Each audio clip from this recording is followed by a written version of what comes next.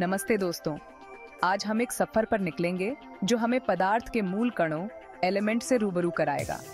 आपने periodic table के बारे में जरूर सुना होगा। यह टेबल एक ऐसा नक्शा है जो हमें ज्ञात सभी तत्वों के बारे में जानकारी देता है, ठीक वैसे ही जैसे दुनिया का नक्शा हमें अलग अलग देशों के बारे में बताता है। यह टेबल तत्वों को उनके एटॉमिक नंबर के क्रम में व्यवस्थित करता है, जो उनके मॉलिक्यूल के केंद्र में मौजूद प्रोटॉन की संख्या होती है। हर तत्व का अपना एक खास प्रतीक और एटॉमिक मास होता है, जो उसकी पहचान को और भी खास बनाता है। इस सफर में हम पहले 30 एलिमेंट्स के बारे में जानेंगे, उनके गुणों को समझेंगे और देखेंगे कि वे हमारी जिंदगी को कैसे प्रभावित करते हैं। तो चलिए शुरू करते हैं इस रोमांचक यात्रा को।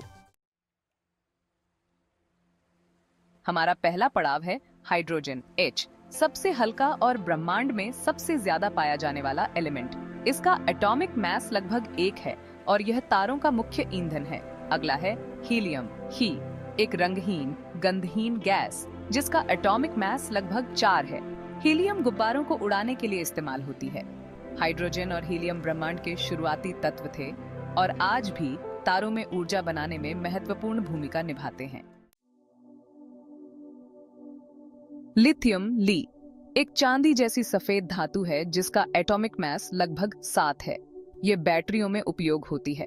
बेरिलियम, बी, एक कठोर मेटल है जिसका उपयोग अंतरिक्ष यान और हवाई जहाज के पुर्जों में होता है। इसका एटॉमिक मास लगभग 9 है। बोरॉन, बी, एक नॉन मेटा है जो कांच और मिट्टी के बर्तनों को मजबूत बनाने में काम आता है।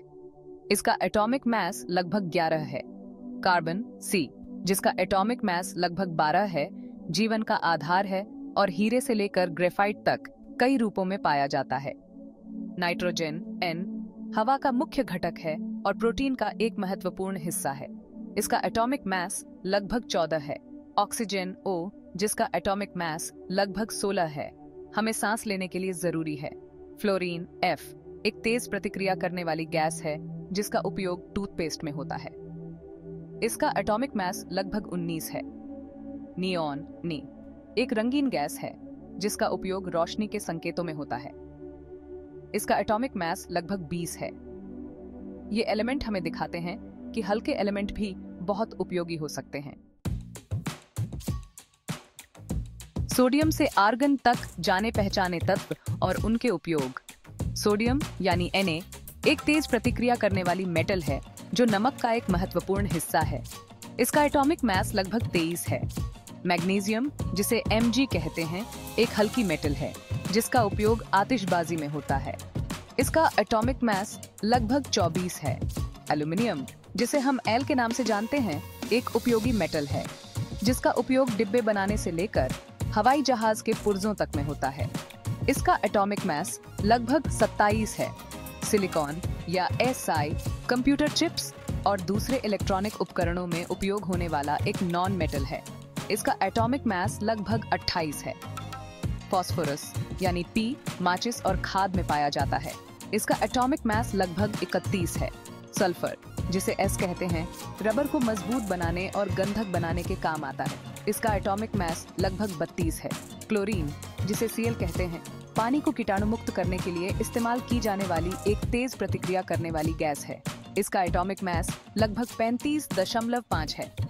आर्गॉन, जिसे R कहते हैं, एक गैस है जो आसानी से प्रतिक्रिया नहीं करती और इसका उपयोग प्रकाश बल्बों में होता है। इसका एटॉमिक मास लगभग 40 है। ये तत्व हमारे रोज के जीवन में महत्वपूर्ण भूमिका निभाते हैं।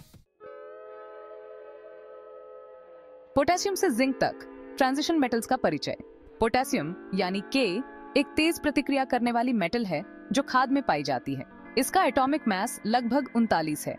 कैल्शियम, जिसे Ca कहते हैं, हमारी हड्डियों और दांतों के लिए जरूरी है। इसका एटॉमिक मास लगभग 40 है। स्कैंडियम यानी Sc से जिंक यानी Zen तक के एलिमेंट्स को ट्रांजिशन मेटल्स कहा जाता है।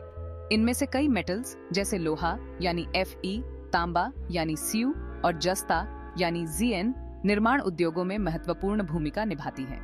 लोहा, जिसका एटॉमिक मास लगभग 56 है, स्टील का मुख्य घटक है।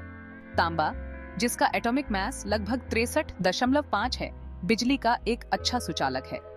जस्ता, जिसका एटॉमिक मास लगभग 65 है, जंग से बचाने के लिए इस्तेमाल किया जाता है। ट्रांजिशन मेटल्स अपनी चमक, मजबूती और विद्युत चालकता के लिए जानी जाती हैं। निष्कर्ष, रसायन विज्ञान, जीवन और भविष्य। तो दोस्तों, यह था हमारा सफर पहले 30 एलिमेंट्स के संसार में। हमने देखा कि कैसे ये तत्व हाइड्रोजन की सरलता से जिंक की उपयोगिता तक ब्रह्मांड और हमारे जीवन को आकार देते हैं। रसायन विज्ञान हर जगह है और हर चीज में है। ये हमें उन मूल कणों को समझने में मदद करता है जिनसे हमारी दुनिया बनी है। आशा है कि यह सफर आपको पसंद आया होगा।